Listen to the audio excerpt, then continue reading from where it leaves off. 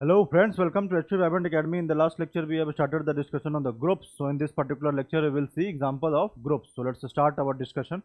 Let us revise what we have discussed in the group. So algebraic structure G star is said to be a group if it satisfies four axioms. Four axioms. Okay. So first one is closure property. Second one is associativity. Associativity. Okay. Third one is existence of identity element.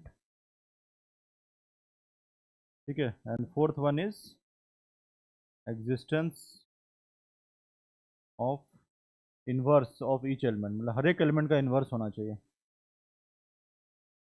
Inverse element of existence of inverse of each element. ठीक है. ये term important है. Each element मतलब हर एक element का होता है. अगर कोई भी ऐसा एलिमेंट है जिसका इन्वर्स एग्जिस्ट नहीं कर रहा है, देन वो ग्रुप नहीं होगा. समझ में आ रहा है? देखो क्लोजर में क्या होता है. ठीक है. अगर जी मेरा ग्रुप है, let us consider for a comma b belongs to G. G के दो एलिमेंट है, तो क्लोजर क्या होगा. A star b belongs to G. ठीक है. तो ये क्लोजर हो गया. दो एलिमेंट जी से लिया, ए स्टार बी. ए ऑपरेशन बी जी में लाई करना चाहिए. समझ में आ रहा है? एसोसिएटिविटी में for a comma b comma c belongs to G, we have a star b star c. अगर ब्रैकेट को ऐसे लगाएं, it is same as a star b star c. समझ में आ रहा है? Existence of identity element. Identity is represented as e. ठीक है. तो आइडेंटिटी एक ऐसा एलिमेंट होता है जिसको किसी भी एलिमेंट के साथ ऑपरेट करने पे सेम एलिमेंट आ जाएगा. ठीक है. तो ग्रुप के किसी भी एलिमेंट के साथ अगर हम आइडेंटिटी को ऑपरेट करेंगे तो सेम एलिमेंट आ जाएगा. जैसे ए है, ए एक एलिमेंट है, ए बिलोंग्स टू जी, तो there exist E belongs to G such that A star E equal to E star A is equal to ए.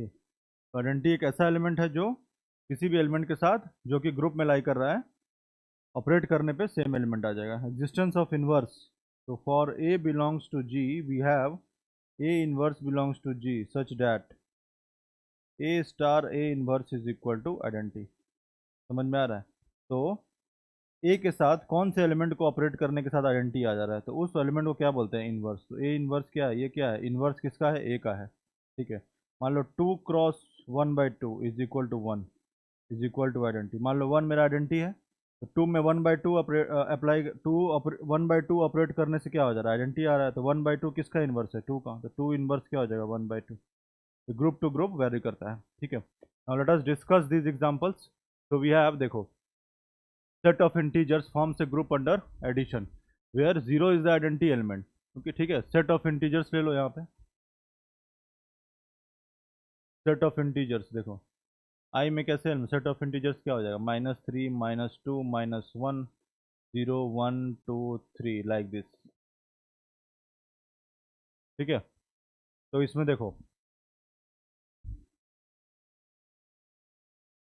हमारा इसमें आइडेंटिटी क्या है. देखो क्लोजर तो सेटिस्फाई होगा ही, क्योंकि एडिशन क्या होता है, addition always satisfies the closure property. दूसरा क्या, एसोसिएटिविटी. हमारा जो ऑपरेशन है वो क्या है, यहाँ पे एडिशन है ना. We have to show that set of integers under operation addition forms a group. ठीक है. तो चेक करो, क्लोजर सेटिस्फाई हो रहा है क्योंकि एडिशन है. एडिशन हमेशा क्लोजर सेटिस्फाई होगा. दो एलिमेंट अगर ले लो यहाँ पे, 2 + 3 क्या हो जाएगा, 5. 5 किस में आएगा, इंटीजर में आएगा. -2 ले लो और 1 ले लो. ठीक है. दो एलिमेंट ले लिया तो क्या हो जाएगा, -1. -1 भी इंटीजर में लाई कर रहा है. तो addition always satisfy the closure property. Associativity, ये भी satisfy. Addition always satisfy, the operation addition is always associative. तो ये वाला ही प्रॉपर्टी सेटिस्फाई हो जाएगा. तीन एलिमेंट लेने पे क्या होगा, जैसे -3 प्लस -2 +1, तीन एलिमेंट. तो ब्रैकेट को ऐसे लगाओ, या फिर -3 प्लस -2 +1, ब्रैकेट को ऐसे लगाओ. सेम एलिमेंट सेम रिजल्ट देगा. तो एसोसिएटिव भी हो गया. तीसरा क्या है, एग्जिस्टेंस ऑफ आइडेंटिटी. किसी भी एलिमेंट में सपोज ए कोई एलिमेंट है सेट ऑफ इंटीजर्स में, तो ए में क्या ऐड करोगे कि सेम एलिमेंट आ जाए, तो 0 ऐड करना पड़ेगा, है ना. कोई भी एलिमेंट ले लो, -3 ले लो, -3 में 0 ऐड करने पे -3 आ रहा है, मतलब 0 आइडेंटिटी हो गया. तो आइडेंटिटी भी आ गया हमारा. Existence of inverse of each element. ठीक है. तो इन्वर्स में क्या होता है, कोई भी एलिमेंट ले लो इसमें से, सपोज ए एक एलिमेंट है, और हमारा ऑपरेशन क्या है, एडिशन है। ए में क्या ऐड करने पे आइडेंटिटी आ जाएगा, आइडेंटिटी क्या है यहाँ पे, zero. Zero is the identity element. तो ए में क्या ऐड करना पड़ेगा, माइनस ए ऐड करना पड़ेगा, तो ए का इन्वर्स क्या हो जाएगा, माइनस ए। ठीक है, तो -3 कोई एलिमेंट है, ठीक है, तो इसका इन्वर्स क्या होगा, -3 में क्या ऐसा ऐड करेंगे कि सेम एलिमेंट आ जाए, सॉरी आइडेंटिटी आ जाए। आइडेंटिटी क्या है यहाँ पे, जीरो है, आइडेंटिटी जीरो है, तो इसमें 3 ऐड करेंगे, तो -3 का इन्वर्स क्या हो जाएगा, 3 हो जाएगा। समझ में आ रहा है, as simple as that. Set of integers forms a group under operation addition. ठीक है, now let us discuss this one.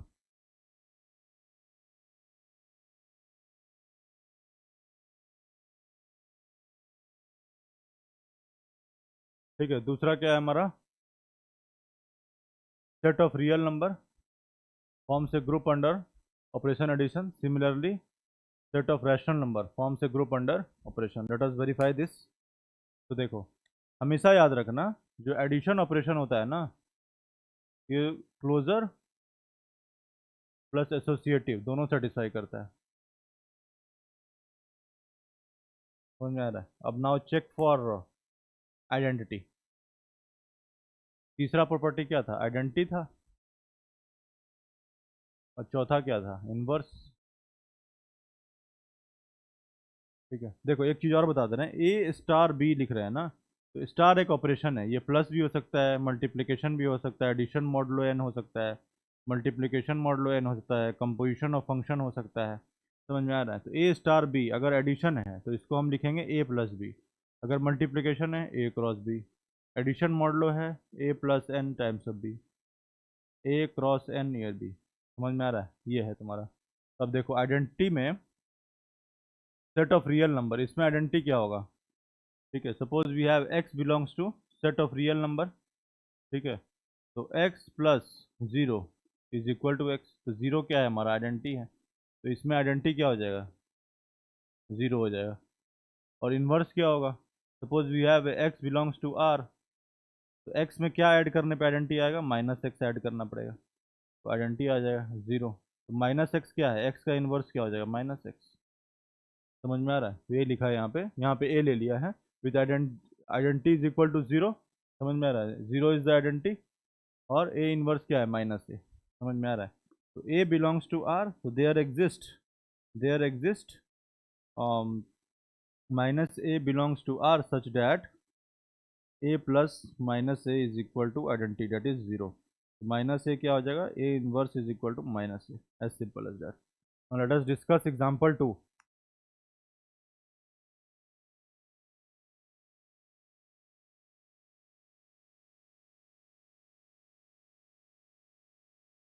ठीक है, नेचुरल नंबर का सेट एडिशन के साथ में। ठीक है, तो देखो एडिशन है, तो फर्स्ट प्रॉपर्टी क्या था, क्लोजर सेटिस्फाई होगा, दूसरा एसोसिएटिव भी सेटिस्फाई होगा, तीसरा आइडेंटिटी है क्या इसमें।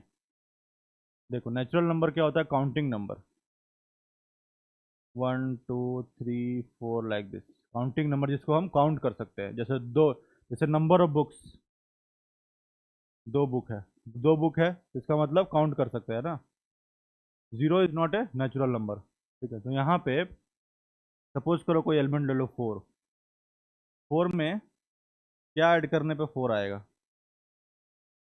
सपोज दिस इज एक्स, तो x is equal to four minus four is equal to zero, तो जीरो ऐड करने पे फोर आएगा किसी भी एलिमेंट में, तो जीरो लाई कर रहा है, zero does not belong to natural number, इसका मतलब इसमें आइडेंटिटी नहीं है। ठीक है, आइडेंटिटी नहीं है तो ये ग्रुप फॉर्म नहीं करेगा। समझ में आ रहा है, तो आइडेंटिटी नहीं है तो इनवर्स तो दूर की बात है। ठीक है, तो चलो now let us discuss example 3।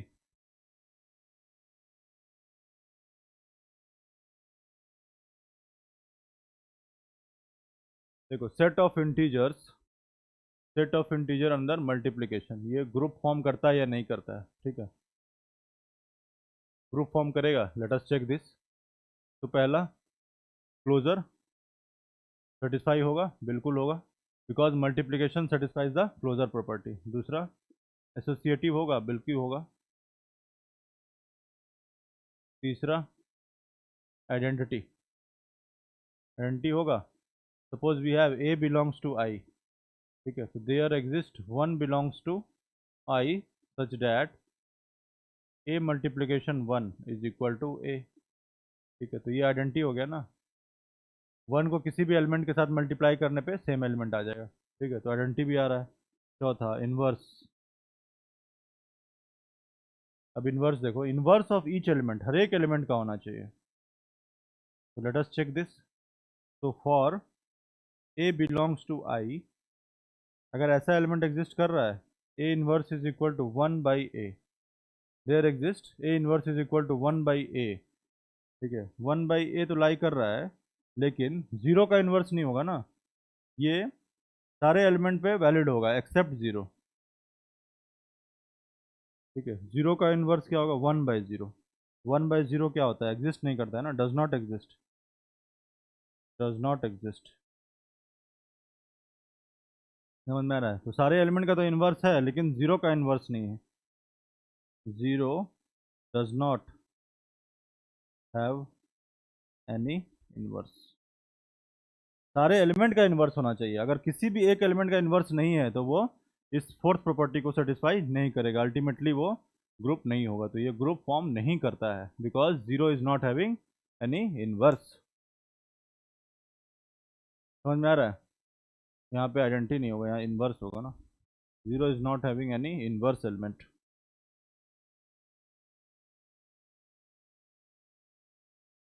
ठीक है, now let us discuss example 4।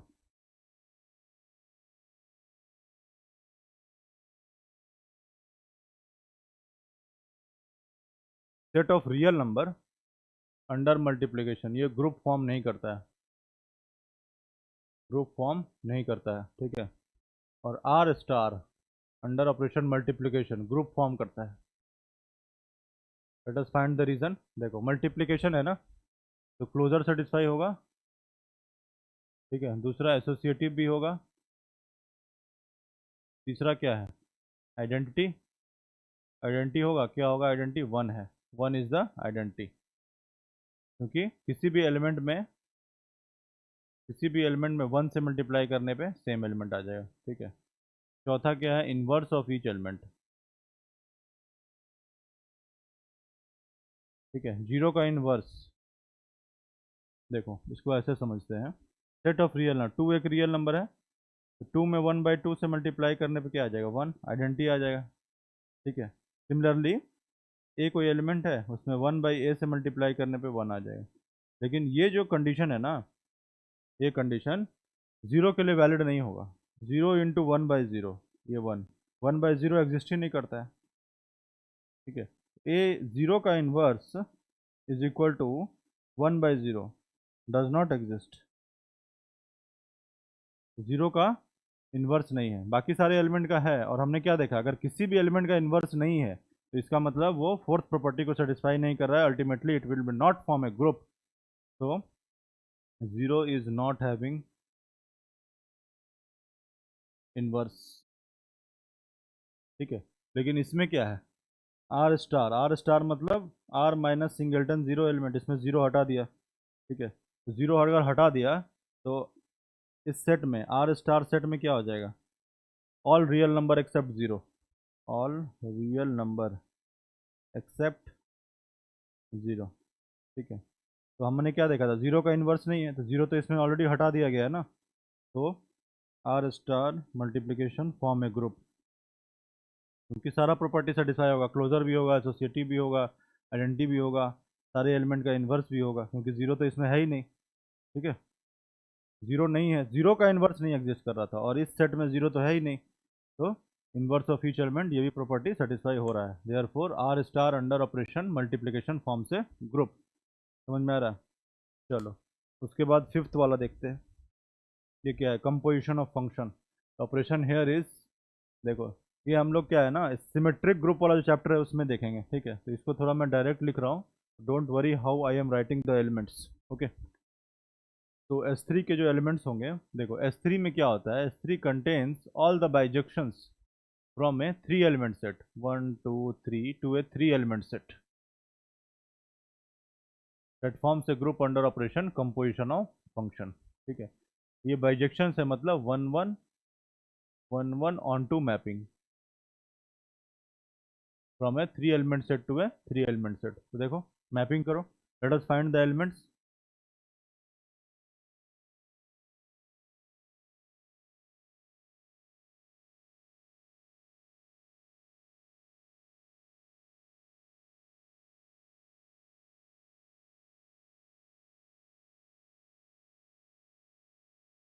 Mapping is from 3 element set to 3 element set.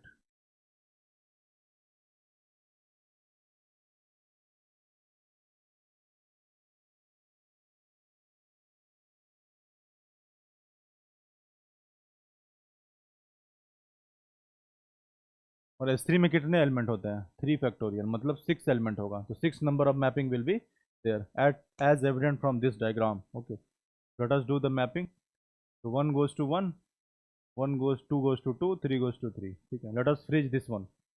तो 2 goes to 3, 3 goes to 2। Now we have, let us freeze this one. तो 1 goes to 3, 3 goes to 1। Now we have, let us freeze this one, 3 goes to 3। Okay, so now 1 goes to 2, 2 goes to 1। now let us do the mapping like this: 3 goes to 1, 1 goes to 2, 2 goes to 3। ठीक है, now we have 3 goes to 2, 1 goes to 3, 2 goes to 1। let us write down the elements।